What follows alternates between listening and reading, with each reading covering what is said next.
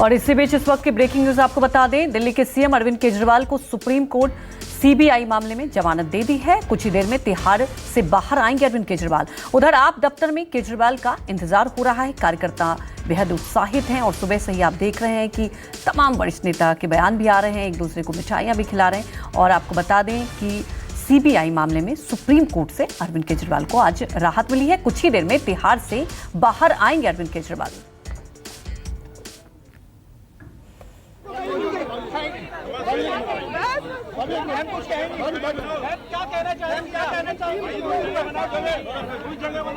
तो तस्वीरें आपको दिखा रहे हैं। देखिए, जब ये खबर आई उसके बाद से ही खुशी का माहौल, और ये सुनीता केजरीवाल को आप देख रहे हैं कार्यकर्ताओं के बीच पहुंची और उन्होंने एक दूसरे को मिठाइयां भी खिलाई। उसके बाद उन्होंने ये भी कहा कि कहीं ना कहीं ये भारतीय जनता पार्टी की बड़ी हार हुई है। एक जो बड़ी साजिश रची गई थी वो साजिश नाकाम हुई है। आप देख सकते हैं कार्यकर्ताओं में कितना उत्साह, क्योंकि अरविंद केजरीवाल का बाहर आना अपने आप में आम आदमी पार्टी के लिए एक संजीवनी जैसा है। हरियाणा में चुनाव होना है, कुछ दिन बाद दिल्ली में भी चुनाव होगा और इससे लेकर अब नई रणनीति। और अरविंद केजरीवाल आपको बता दें कि आज ही बाहर आएंगे, कुछ देर बाद बाहर आएंगे। कार्यकर्ताओं में उत्साह, पूरी तैयारी कर ली गई है। आम आदमी पार्टी के दफ्तर के बाहर कार्यकर्ता एकजुट हो चुके हैं और बेहद ही उत्साहित दिखाई दे रहे हैं। और वो तस्वीरें भी हमने आपको दिखाई जब ये खबर आई उसके बाद। मनीष सिसोदिया, मंत्री आतिशी कैसे उत्साहित ये खबर सुनने के बाद। और ये तस्वीरें उस वक्त की है जब सुनीता केजरीवाल भी बाहर आई, वो भी कार्यकर्ताओं के बीच आई और उसके बाद उन्होंने भी कार्यकर्ताओं को मिठाई खिलाई। और ये देखिए, आम आदमी पार्टी के कार्यकर्ता आज बेहद उत्साहित। वही हमारे सहयोगी वरुण सिन्हा भी हमारे साथ जुड़ चुके हैं। वरुण, देखिए, अरविंद केजरीवाल को जमानत मिली। आम आदमी पार्टी के लिए कहा जा सकता है कि एक बहुत गुड इम्पैक्ट, एक संजीवनी की तरह। जरा ये बताएं, कैसी तैयारी स्वागत के लिए दफ्तर के बाहर क्या कुछ चल रहा है? देखिए, लोगों का जमावड़ा यहाँ पर शुरू हो चुका है। आम आदमी पार्टी कार्यकर्ता यहाँ पर पहुँचे थे। तमाम जितने बड़े नेता हैं वो आम आदमी पार्टी के पहले पार्टी कार्यालय पहुँचे। संजय सिंह हो, मनीष सिसोदिया हो, भगवंत मान खुद पंजाब से आज यहाँ पहुँचे हैं। उसके बाद ये सभी कार्यकर्ता फिलहाल तिहाड़ की तरफ गए हैं, वहाँ से मुख्यमंत्री को रिसीव करेंगे। और उसके बाद हो सकता है कि पहले जो है मुख्यमंत्री अपने घर जाएँ और कल जो है कार्यकर्ताओं को संबोधित करेंगे। अभी अगर मैं स्थिति आपको दिखाऊँ तो आप देखेंगे कि उनके आने से पहले जो बचा हुआ काम है वो यहाँ पर किया जा रहा है। कार्यकर्ता यहाँ पर आपको मौजूद नज़र आ रहे होंगे। तैयारी जो प्रिपरेशन है कल के काम को लेकर उससे पहले की जा रही है। तो साफ है कि कल कार्यकर्ताओं को संबोधित करना है, उससे पहले प्रिपरेशन यहाँ पर कंप्लीट करनी होगी। लेकिन ये बहुत स्पष्ट बात है कि अभी की स्थिति, अभी के हालात समझाने के लिए काफ़ी है कि आम आदमी पार्टी के लिए आज का दिन बेहद अहम इसलिए भी है। पार्टी के सुप्रीम नेता, पार्टी के सबसे बड़े नेता अरविंद केजरीवाल जेल से बाहर आ रहे हैं और ऐसी परिस्थिति में उनके स्वागत के लिए तमाम तैयारियां की जा रही हैं। सारे वरिष्ठ नेता पार्टी के लगभग कोई बचा होगा जो तिहाड़ नहीं पहुंचा है इस समय, वहां से उनको रिसीव किया जाएगा। जश्न के माहौल की तरह वहां से उनको लेकर सीधे घर जाया जाएगा और कल हो सकता है कि जो है वो मुख्यमंत्री अपने कार्यकर्ताओं को संबोधित करते हुए नजर आए। बिल्कुल वरुण, सभी वरिष्ठ नेता तिहाड़ जेल की तरफ पहुंचे। वरुण, जानना ये चाहेंगे लगभग कितनी पूरी प्रक्रिया होने में वक्त लगेगा, कितनी देर बाद अरविंद केजरीवाल आएंगे? क्योंकि आप समझ सकते हैं, हम तस्वीरें लगातार सुबह से दिखा रहे हैं, कार्यकर्ता कितने उत्साहित हैं। क्योंकि आप ये समझिए, अरविंद केजरीवाल को जमानत मिलना आने वाले वक्त के लिए, आने वाले चुनाव के लिए एक बहुत बड़ा इंपैक्ट डालेगा पार्टी में। बिल्कुल सही कहा आपने, और शायद यही वजह है कि लगातार हरियाणा की बात करें, हरियाणा चुनाव में अरविंद केजरीवाल का वहाँ पर प्रचार अभियान परसों से शुरू हो जाएगा। कल वो हो सकता है कि सुबह पहले राजघाट जाएं, उसके बाद जो है वो हनुमान मंदिर में दर्शन करें, उसके बाद जो है वो पार्टी कार्यालय आकर यहाँ पर पार्टी के कार्यकर्ताओं को संबोधित करें। ये पूरा प्रोसेस रहेगा। परसों से जो है वो शुरुआत होगी हरियाणा प्रचार चुनाव की। उससे पहले ये देखा जाएगा कि दिल्ली के अंदर किस तरीके से अरविंद केजरीवाल, क्योंकि दिल्ली में अभी फिलहाल कमान संभाल रखे मनीष सिसोदिया ने, रोजाना पदयात्रा कर रहे हैं। अब उनका हरियाणा की तरफ जो है वहाँ पर यात्राएं चल रही हैं, तमाम जगह जनसभाएं चल रही हैं। वही शैली में अरविंद केजरीवाल एग्रेसिवली रैली करेंगे। करीब 25 से ज़्यादा रैलियां करने की बात की जा रही है और अगले एक हफ्ते के अंदर आप देखेंगे कि एक के बाद एक जनसभाएं, रैलियां जो है वो करते हुए अरविंद केजरीवाल नजर आएंगे। जी बिल्कुल वरुण, अरविंद केजरीवाल जो कि आपको याद होगा लोकसभा चुनाव में जब बाहर आए थे जेल से, कितने आक्रामक और कई मुद्दों को लेकर उन्होंने जो उठाया था, आपने देखा एक बड़ा मुद्दा बन गया था। और अब अरविंद केजरीवाल जब चुनाव प्रचार में जुटेंगे तो क्या एक दिशा जरूर बदल जाएगी अगर हम हरियाणा चुनाव की बात करें। क्योंकि उसके बाद देखिए, दिल्ली चुनाव में तो अभी वक्त है, लेकिन हरियाणा की बात करें वक्त भी बहुत कम है।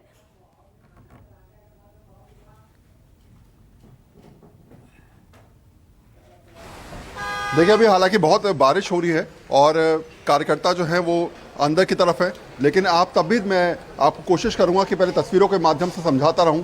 यहाँ तमाम कार्यकर्ता उत्साह में है इस समय, ये कोशिश कर रहे हैं कि मुख्यमंत्री जब यहाँ पर आए तो उनका स्वागत किया जाए। कल की तैयारियां जो है उसके लिए अभी से यहाँ पर लोग पहुँचने शुरू हो चुके हैं। आप देखेंगे तो जो पूरा दफ्तर है उसमें बाकायदा जो है वो चहलकदमी आपको करते हुए नजर आएंगे लोग। कल के कार्यक्रम से पहले जो है वो जो प्रिपरेशन है वहाँ पर हो रही है। पोस्टर्स बैनर्स को सही कर लिया गया है। यहाँ पर कार्यकर्ताओं में इस बात का उत्साह है कि कल मुख्यमंत्री अगर संबोधित करते हैं तो ऐसी परिस्थिति में कहीं ना कहीं ऐसे हालात बने जिसमें आने वाले समय की रूपरेखा तय की जा सके।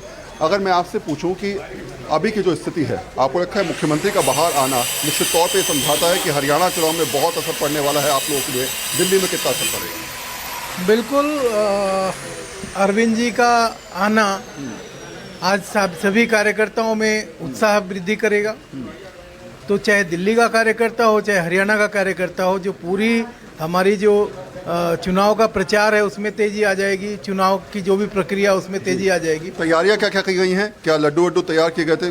आज सुबह से बट रहे हैं, ढोल नगाड़े आए थे यहाँ पर। जितने भी कार्यकर्ता नेता जो लोग आ रहे हैं अपने अपने यहाँ से लड्डू मिठाई लेकर आ रहे हैं और सभी खुश हैं, सभी उत्साहित हैं।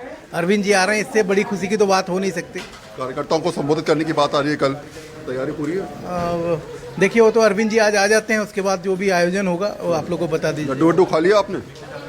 देखो आप लेट हो गए हैं, लड्डू तो सुबह से बट रहे हैं और आपकी बात कर रहे हैं। और देखिए ये तो आम आदमी पार्टी का ऑफिस है, यहाँ तो लड्डू बांटे जा रहे हैं। दिल्ली के लोग बड़े खुश हैं, उनके चुने हुए मुख्यमंत्री को अरविंद केजरीवाल जी को भारतीय जनता पार्टी ने साजिश करके जेल में डाला था, वो साजिश एक्सपोज हुई और आज कोर्ट का जो डिसीजन आया है उसके लिए 2-3 आयाम बहुत बड़े हैं। कोर्ट ने माना कि सीबीआई पिंजरे में बंद पैरेट की तरह काम कर रही है, एक तो सबसे बड़ा संदेश ही है। दूसरा, कोर्ट ने ये माना कि अब देश में संविधान की बात चलेगी, संविधान सबसे ऊपर है, किसी की तानाशाही ऊपर नहीं। प्रिपरेशन जो देख रहा हूँ मैं पीछे की तरफ, कल की तैयारियां पूरी हो रही है?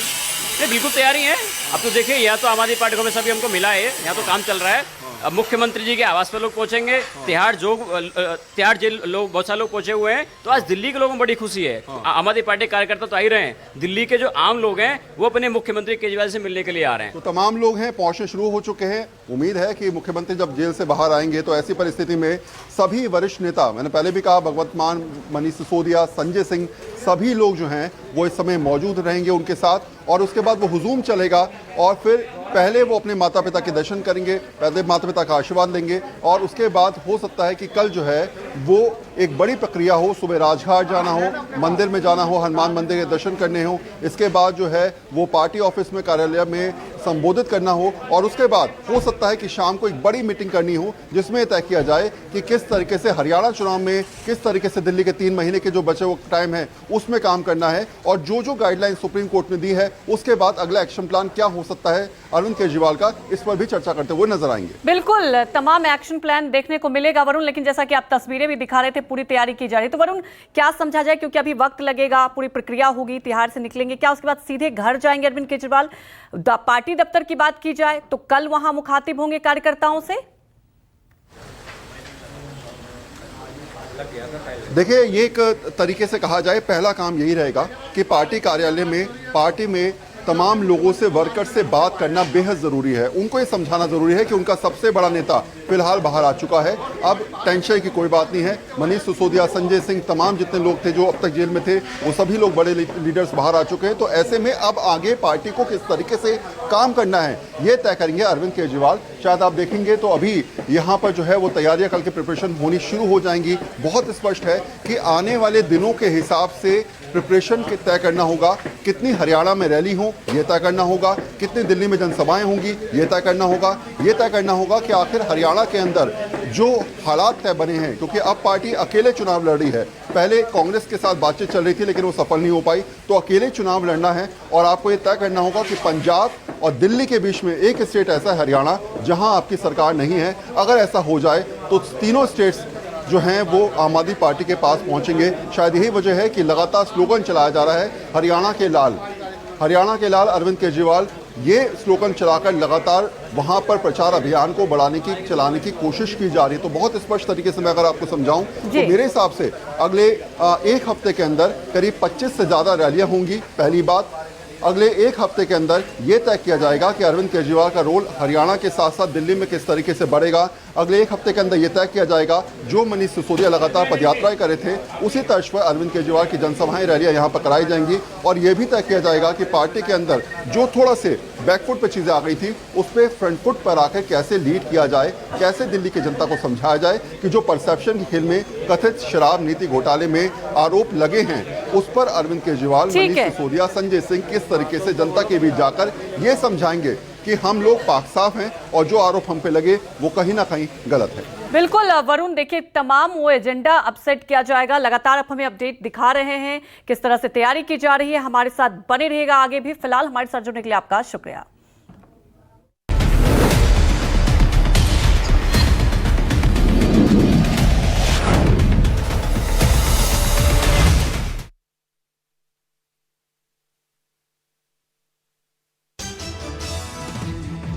हरियाणा विधानसभा चुनाव के ठीक पहले दिल्ली के मुख्यमंत्री अरविंद केजरीवाल को दिल्ली आबकारी नीति मामले में सुप्रीम कोर्ट से जमानत मिल गई है। सुप्रीम कोर्ट से जमानत मिलने के बाद अरविंद केजरीवाल देर शाम तक बाहर आएंगे। जस्टिस सूर्यकांत और उज्जवल भुवन की बेंच ने आज अरविंद केजरीवाल पर फैसला सुनाते हुए उनकी जमानत को मंजूर कर लिया। इस दरमियान जस्टिस उज्जवल भुवन ने जमानत देते हुए सीबीआई को लेकर कठोर टिप्पणी की। उन्होंने कहा कि सीबीआई को पिंजरे में बंद तोते की छवि को तोड़नी चाहिए और उसे दिखाना चाहिए कि वह पिंजरे में बंद तोता नहीं है। अरविंद केजरीवाल को जमानत मिलने के बाद पार्टी के कई सारे नेताओं ने खुशी जाहिर की और सत्यमेव जयते का नारा लगाया। अब माना जा रहा है कि अरविंद केजरीवाल के इस जमानत मिलने में कई सारे शर्तों को भी सुप्रीम कोर्ट ने यथावत रखा है। मसलन वो सचिवालय नहीं जा पाएंगे, वो किसी भी फाइल पर दस्तखत नहीं करेंगे और अपने केस से जुड़े हुए किसी भी मामले में कोई टिप्पणी बाहर नहीं करेंगे। कैमरामैन अभय के साथ ऋषिकेश कुमार, न्यूज़ 24 दिल्ली। अरविंद केजरीवाल को जमानत मिलने के बाद से तमाम कार्यकर्ताओं और नेताओं के बीच में उत्साह देखने को मिल रहा है। आपको बता दें कि जिस तरीके से सशर्त जमानत मिली है उसके बाद से बेशक आरोप प्रत्यारोप का दौर शुरू हो गया है, लेकिन जमानत मिलने के बाद तमाम जो वरिष्ठ नेता है वो उनके घर पर पहुंचे, उनकी पत्नी से मुलाकात की और उसके बाद उनकी पत्नी घर से बाहर आकर मिठाइयों को बांटा है कार्यकर्ताओं के बीच में। साथ ही साथ आज जिस तरीके से उनको जमानत मिली है, ये कहा जा रहा है कि शाम के वक्त में मनीष सिसोदिया, संजय सिंह समेत उनकी पत्नी उन्हें लेने के लिए तिहाड़ जेल जाएंगी। वहां पर उनका स्वागत होगा, उसके बाद वो सीधे अपने घर पहुंचेंगे। ये बताया जा रहा है कि जब अरविंद केजरीवाल अपने घर पहुंच जाएंगे उसके बाद जो वरिष्ठ नेता है उनसे मुलाकात करेंगे। साथ ही साथ ये कहा गया है कि कल हनुमान मंदिर और राजघाट भी जाएंगे, क्योंकि अरविंद केजरीवाल जब बड़े फैसले लेते हैं या फिर इस तरीके की जब घटनाएं होती हैं तो अरविंद केजरीवाल भगवान हनुमान के दर्शन करने ज़रूर जाते हैं। और चूंकि कल शनिवार का दिन है तो ऐसे में यह कहा जा रहा है कि हनुमान के भक्त होने की वजह से वो हनुमान के दर्शन करेंगे और साथ ही साथ राजघाट जाएंगे। उसके बाद पार्टी कार्यकर्ताओं को संबोधित भी करेंगे। कैमरा पर्सन कलिकांत झा के साथ पल्लवी झा, दिल्ली, न्यूज़ 24। अरविंद केजरीवाल को जेल से जमानत जरूर मिल गई, लेकिन उसके बाद अब विपक्ष उन पर हमलावर होता हुआ ज़्यादा नजर आ रहा है। ऐसे में बीजेपी ने सीधे तौर पर निशाना साधते हुए कहा कि पहले जेल वाले सीएम थे, अब बेल वाले सीएम हो गए हैं। ये भी इशारा करते हुए कहा कि ऐसे परिस्थिति में जब उनके पास अधिकार नहीं होंगे तो दिल्ली सरकार कैसे चल पाएगी और दिल्ली में काम कैसे हो पाएगा। शायद ये परिस्थितियां समझाने के लिए काफ़ी है कि अगले कुछ दिनों में विपक्ष यानी कि दिल्ली के अंदर बीजेपी कोशिश करेगी कि आम आदमी पार्टी की सरकार को, आम आदमी पार्टी को लगातार घेरने की रणनीति पर काम किया जाए और इसका सीधे तौर पर निशाना होंगे अरविंद केजरीवाल। बीजेपी की तरफ से स्पष्ट तौर पर कहा गया कि हम चाहते हैं कि मुख्यमंत्री इस्तीफा दें, क्योंकि जब वो साइन नहीं कर पाएंगे, दफ्तर नहीं जा पाएंगे, तो ऐसे में दिल्ली में काम कैसे हो पाएगा। इसलिए नैतिकता के आधार पर मुख्यमंत्री को इस्तीफा देना चाहिए। अगले कुछ दिनों में लगातार बीजेपी प्रदर्शन कर या फिर राजनीतिक रूप से दबाव बनाने की कोशिश जरूर करेगी और अरविंद केजरीवाल पर हमला होते हुए नजर आएगी। कैमरा पर्सन उमेश के साथ वरुण सिन्हा, न्यूज़ 24 दिल्ली। हरियाणा विधानसभा चुनावों को लेकर इस समय नॉमिनेशन प्रक्रिया खत्म हो चुकी है और जो पेपर वापसी का जो दौर है वो भी शुरू हो चुका है और यही कारण है कि हरियाणा की 90 विधानसभा सीटों पर 1700 से ज़्यादा उम्मीदवार अपनी किस्मत आजमा रहे हैं। लेकिन यदि हरियाणा के चर्चित चेहरों की बात की जाए तो उसमें सबसे ज़्यादा जो चर्चित हैं उनमें विनेश फोगाट है, दीपक हुड्डा है, इसी तरह आदित्य सुरजेवाला है, देश की अमीर महिलाओं में शुमार सवित्री जिंदल हैं, इसी तरह भूपिंदर सिंह हुड्डा है, नायब सैनी है। इसके साथ साथ कुछ और चेहरे भी हैं जो अलग अलग विधानसभा कंस्टिट्यूंसियों से अपनी किस्मत आजमा रहे हैं, लेकिन अब फैसला लोगों ने करना है कि हरियाणा विधानसभा में इनमें से किन चेहरों को उन्होंने भेजना है। कैमरामैन गंभीर सिंह राणा के साथ विशाल इंग्लिश, न्यूज़ 24 चंडीगढ़। जम्मू कश्मीर और हरियाणा विधानसभा चुनाव को लेकर तमाम राजनीतिक दल ताकत झोंक रहे हैं। सभी के स्टार कैंपेनर्स अब मैदान पे उतर चुके हैं। बीजेपी की तरफ से उसके सबसे बड़े चेहरे प्रधानमंत्री नरेंद्र मोदी भी दोनों राज्यों में चुनाव प्रचार करेंगे। प्रधानमंत्री मोदी अभी तक की प्राप्त जानकारी के अनुसार जम्मू कश्मीर में 2 रैली तो वहीं हरियाणा में 4 से 5 रैलियां करेंगे। आपको बता दें कि जम्मू कश्मीर में प्रधानमंत्री की पहली सभा डोडा में 14 सितंबर को होगी, वहीं प्रधानमंत्री नरेंद्र मोदी की 19 सितंबर को श्रीनगर में मेगा रैली होगी। हरियाणा में बीजेपी जीत की हैट्रिक लगाने के लिए पीएम मोदी का पूरा इस्तेमाल करेगी। डोडा की रैली के बाद पीएम मोदी 14 सितंबर यानी उसी दिन हरियाणा विधानसभा चुनाव में प्रचार अभियान की शुरुआत कुरुक्षेत्र में रैली करके करेंगे। पीएम मोदी हरियाणा विधानसभा चुनाव में कुल 5 रैलियां करेंगे और बीजेपी के पक्ष में माहौल बनाएंगे। बीजेपी यहां लोकल मुद्दों के साथ साथ कांग्रेस के भ्रष्टाचार को मुद्दा बनाएगी और भ्रष्टाचार के कारण जेल में बंद विधायकों को टिकट दिए जाने को भी बड़ा चुनावी मुद्दा बनाने की तैयारी में है। वैसे भी राज्य में बीजेपी की चुनावी रणनीति गैर जाट जातियों पे है। इसके अलावा बीजेपी हरियाणा चुनाव में किसानों और महिलाओं पर, मतदाताओं पर ज़्यादा फोकस कर रही है। इन सभी मुद्दों को देखते हुए बीजेपी अपने सबसे बड़े स्टार कैंपेनर यानी प्रधानमंत्री नरेंद्र मोदी को दोनों राज्यों में इस्तेमाल करेगी और जम्मू कश्मीर में 2 और वहीं हरियाणा में 5 चुनावी सभा करके पीएम मोदी पार्टी के पक्ष में माहौल बनाने का प्रयास करेंगे। कैमरामैन अजय के साथ कुमार गौरव, न्यूज़ 24 दिल्ली। दक्षिणी कश्मीर के कुलगाम इलाके में एक बड़ी चुनावी सभा को संबोधित करते हुए नेशनल कॉन्फ्रेंस के उपाध्यक्ष और जम्मू कश्मीर के पूर्व मुख्यमंत्री उमर अब्दुल्ला ने बीजेपी और उनके सहयोगियों पर निशाना साधते हुए कहा कि पिछले 10 वर्षों के दौरान जो बीजेपी और उनकी सरकार ने जम्मू कश्मीर के साथ नाइंसाफियां की है, जैसे धारा 370 को हटाने से लेकर जम्मू कश्मीर का विभाजन करना, वो सारे फैसले जो है उनकी नई बनने वाली सरकार यहाँ पर वापस करेगी। और उमर अब्दुल्ला ने कहा कि लोगों के साथ जो नाइंसाफियां हुई है वो सारे जो काम बीजेपी ने किए हैं वो उनको दोबारा से सरकार आने के बाद पलट देंगे। इसलिए लोगों को चाहिए कि वो जम्मू कश्मीर में नेशनल कॉन्फ्रेंस कांग्रेस अलायंस का साथ दे। उमर अब्दुल्ला ने कहा कि इंजीनियर रशीद बीजेपी की मदद करने के लिए घाटी पहुंचे हैं। चुनावों के नतीजे आने के बाद बीजेपी का भी रुख कर सकते हैं। कैमरामैन रशीद के साथ आसिफ साक्षीनगर, न्यूज़ 24। राहुल गांधी के आरक्षण वाले बयान पर आज महाराष्ट्र बीजेपी ने पूरे राज्य में आंदोलन किया। बीजेपी नेताओं का नारा था कांग्रेस हटाओ, आरक्षण बचाओ। इसके तहत महाराष्ट्र बीजेपी अध्यक्ष चंद्रशेखर बावनकुले ने अकोला में मोर्चा संभाला तो मुंबई में मोर्चा संभाला बीजेपी के मुंबई अध्यक्ष आशीष शेलार ने और उनके साथ थी पंकजा मुंडे। बीजेपी नेताओं का कहना था कि कांग्रेस का छुपा एजेंडा सामने आ गया है।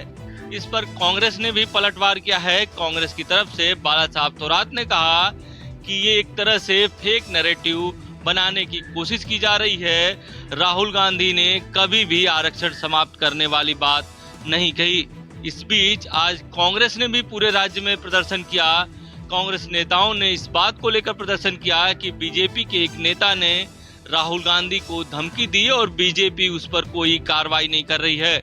इसके तहत जो नाना पटोले हैं महाराष्ट्र अध्यक्ष कांग्रेस के, उन्होंने विदर्भ में मोर्चा संभाला तो मुंबई में वर्षा गायकवाड़ ने आंदोलन किया। राजेंद्र के साथ इंद्रजीत सिंह, न्यूज़ 24 मुंबई।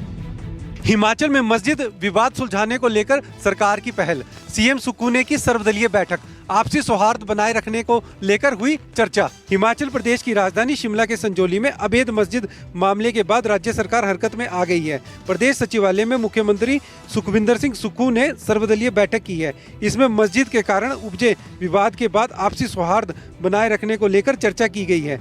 दरअसल हिमाचल विधानसभा के मानसून सत्र में मस्जिद मामला उठाया गया था। तब सदन के नेता सुखविंदर सिंह सुक्खू ने कहा था कि सरकार सभी दलों के साथ मिलकर सौहार्द बनाए रखने के लिए बैठक करेगी। इसी कड़ी में यह बैठक बुलाई गई। बता दें कि शिमला के संजौली से भड़की विरोध की चिंगारी प्रदेश के अन्य शहरों में भी भड़क रही है, खासकर जहां मुस्लिम समुदाय के लोग रहते हैं या मस्जिदें बनी हुई है, वहां पर लोग सड़कों पर उतर रहे हैं। इससे देवभूमि व शांत प्रदेश हिमाचल प्रदेश का माहौल तनावपूर्ण बनता जा रहा है। राजेश शर्मा, शिमला, न्यूज़ 24। 2025 में बिहार का विधानसभा चुनाव होना है, लेकिन उससे पहले बिहार में पोस्टल वार जो है वो शुरू हो चुका है। आप दाहिने तरफ मेरे देख सकते हैं, यह बड़ा सा होर्डिंग और पोस्टर जो है यह पटना के हर चौक चौराहे पर लगाया गया है और इसमें साफ तौर पर लिखा हुआ है 2025 से 30 फिर से नीतीश। और यह पोस्टर लगाया है जदयू के युवा प्रदेश उपाध्यक्ष रंजीत कुमार सिंह ने। नेता प्रतिपक्ष तेजस्वी यादव ने भी कहा है कि अगर आरजेडी की सरकार 2025 में बनी तो हम 200 यूनिट फ्री बिजली बिहार के लोगों को देंगे।